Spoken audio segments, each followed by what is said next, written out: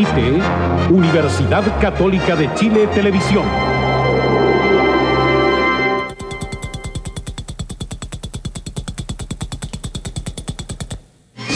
En medio de un tifón viajó la selección sub-17 a Kioto. Denuncian que el Instituto de Salud Pública ya conocía la vacuna cubana contra la meningitis.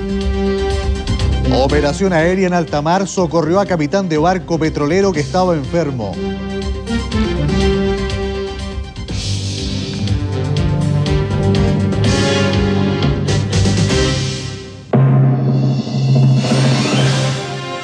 Universidad Católica de Chile Televisión.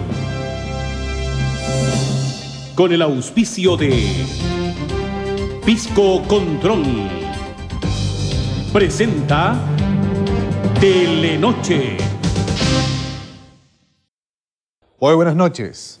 Un irregular viaje hacia Kioto tuvo la selección chilena sub-17 que la madrugada del domingo inicia su participación en los cuartos de final del Mundial Juvenil en Japón. El informe es de nuestro enviado especial, Antonio Neme. Con la gana de gozar un buen viaje en el Shinkansen, más conocido como el Tren Bala, se quedó la selección chilena de fútbol sub-17 durante su traslado de Hiroshima a Kioto, la capital imperial del Japón. Un tifón desarrollado en pleno Tokio hizo que el viaje de la delegación nacional sufriera una serie de retrasos, especialmente por los transbordos que se tuvieron que hacer. El fenómeno natural, que ya se muestra en retirada, causó serios daños materiales en la capital nipona. Los aeropuertos de la ciudad, las estaciones de trenes paralizaron, registrando grandes atochamientos de pasajeros. Incluso los sistemas de comunicaciones también fueron sensibles a la fuerza de la naturaleza. La selección chilena de fútbol entonces no pudo disfrutar el viaje en el Tren Bala, un ferrocarril que funciona acá en Japón hace 20 años y que desarrolla velocidades de hasta 280 kilómetros por hora. El equipo chileno quedó alojado en el mismo hotel donde se encuentra su rival de pasado mañana, la selección checa y eslovaca. Para hoy sábado, acá en Japón, Leonardo Ellis tiene proyectada una práctica de fútbol, donde definirá el conjunto titular, incluido el defensa Universidad Católica Dante Poli. En nuestro país, el representante de un laboratorio tiene documentos que demuestran que el Ministerio de Salud sabía desde hace 2 años que se aproximaba un brote epidémico de meningitis. A fines del año 1991, a raíz de estos viajes y de esta posibilidad que teníamos, le comunicamos al señor ministro de Salud de esa época, el doctor Jiménez, y también al director del Instituto de Salud Pública, el doctor Leonel Roja, de esta posibilidad de registrar esta vacuna y el interés que podría tener la autoridad de que fuera aprobada para poder prever un posible brote en el año 92, en que ya se presumía de que la vacuna podría, es decir, que este problema podría ser grave para el país. Mario Astorga envió una carta al ministro de Salud de la época en que se le entregan todos los antecedentes de la vacuna. Además, se invitó al director del Instituto de Salud Pública para que visitara Cuba y sus centros de investigación. Esta invitación fue no aceptada por el director del instituto de esa época y se perdió esa oportunidad de que hubieran ya en esa época investigado lo mismo posiblemente que han investigado ahora los médicos enviados por el Instituto de Salud, por el Ministerio de Salud a Cuba y a Brasil. En Nicaragua, todos los sectores involucrados en la actual crisis coinciden en afirmar que luego del caso de los rehenes, la situación interna del país podría deteriorarse rápidamente. Enclavados en las montañas, los dos grupos que tuvieron en vilo a Nicaragua durante 5 días sacan cuentas ahora de sus acciones. Entre costos y dividendos, los proderechistas recontras y los izquierdistas recompas preparan sus armas para seguir la lucha. Unos porque se sienten traicionados y los otros perseguidos por el gobierno. Apuntan hacia Violeta Chamorro, que no ha podido pacificar completamente la transición. Hoy, la mandataria participó en una cita con sus colegas centroamericanos en El Salvador. Su vicepresidente, con quien ganó las elecciones hace 3 años, es hoy su principal crítico. Virgilio Godoy fue uno de los rehenes de los sandinistas y está convencido de que la ingobernabilidad llevará al país a momentos peores. Parecido piensa el cardenal Miguel Obando y Bravo, mediador en los últimos secuestros. Nicaragua es un polvorín a punto de estallar una vez más y, aunque optimista, prefiere no dar vuelta a las espaldas a la realidad. Callado como durante toda la crisis el general Humberto Ortega.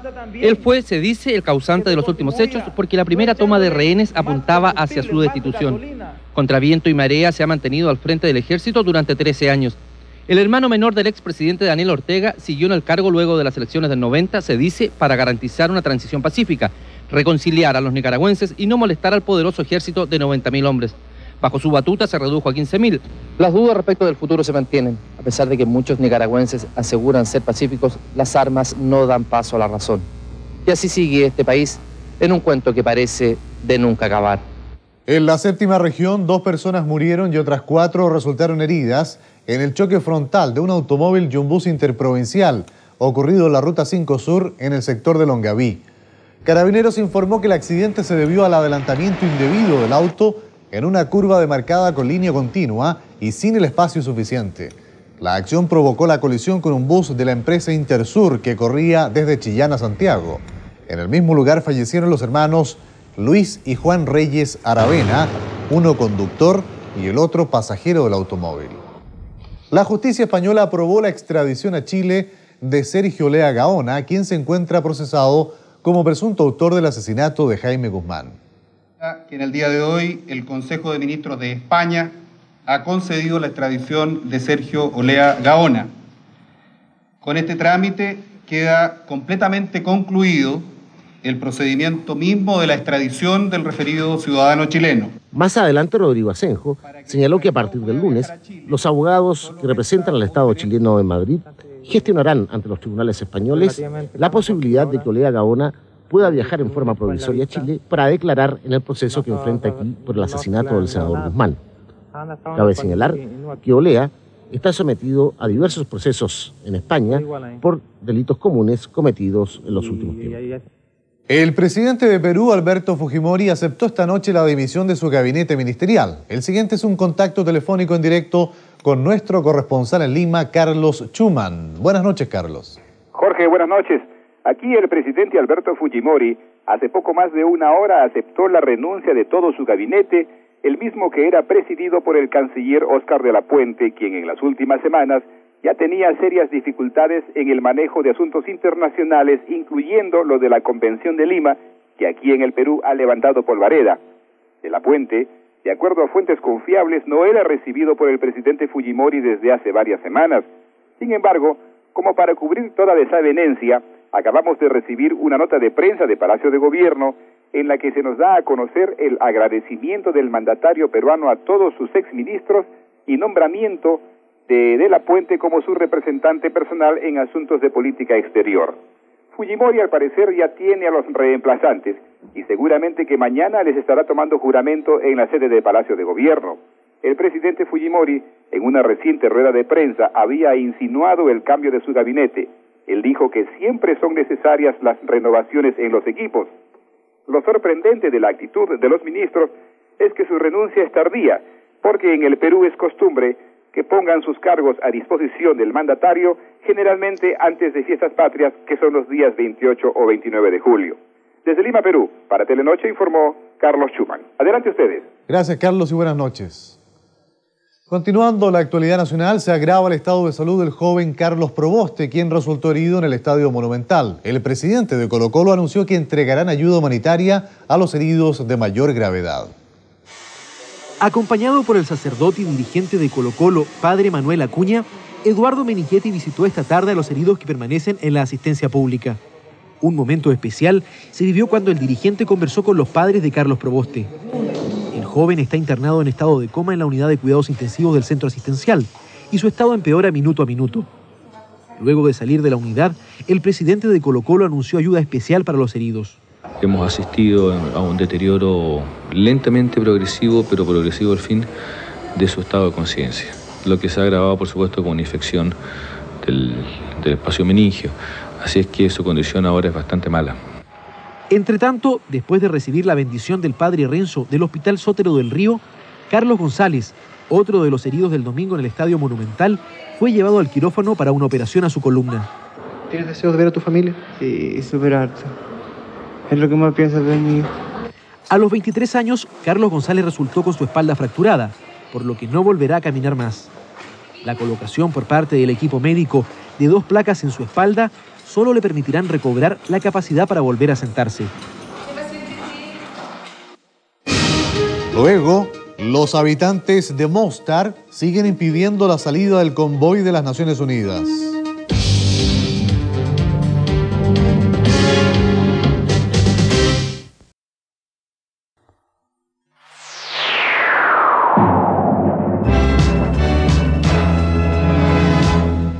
Faltan 25 minutos para que sea la 1 de la madrugada. Continuamos revisando ahora otras noticias destacadas en la actualidad nacional. En el Palacio de la Moneda, el ministro Enrique Correa desmintió que el gobierno le haya propuesto a la oposición reducir el mandato presidencial solo para el próximo periodo. Por razones excepcionales y con nuestro acuerdo. Esta tarde fue enviado al Congreso el proyecto que propone una solución definitiva al problema de la deuda subordinada. Además, da nuevas opciones financieras e incentiva la fusión de bancos. El ministro de Justicia, Francisco Cumplido, inauguró la nueva cárcel de Osorno. La construcción es uno de los más modernos diseños penitenciarios del país. La FACH adelantó que astronautas rusos y los satélites Sputnik estarán en la FIDAE 94, en la 8ª versión de la Feria Internacional del Aire y del Espacio, que se realizará en Santiago. Se presentarán más de 350 expositores, representantes de 30 países. Por segundo día consecutivo, los habitantes de Mostar impidieron la salida del convoy de las Naciones Unidas. Entre tanto, aumentan los temores por un posible bombardeo croata. El día amaneció más violento que de costumbre en la sitiada ciudad de Mostar. El fuego de las ametralladoras y de artillería pesada dejó más víctimas. El hospital de la localidad quedó lleno de pacientes. 2 niños alcanzados por las esquirlas de un mortero, un bebé de 5 días de edad, llorando en agonía por el dolor de una herida en una pierna. En las afueras del hospital, el convoy de ayuda humanitaria de la ONU seguía atrapado detrás de barricadas. Los esfuerzos de negociación para levantar el bloqueo al convoy no fructificaron. Cientos de mujeres y niños musulmanes están impidiendo el paso del convoy porque creen que su presencia les garantiza su seguridad. Mientras tanto, varios aviones de la OTAN realizaron vuelos de reconocimiento sobre la ciudad.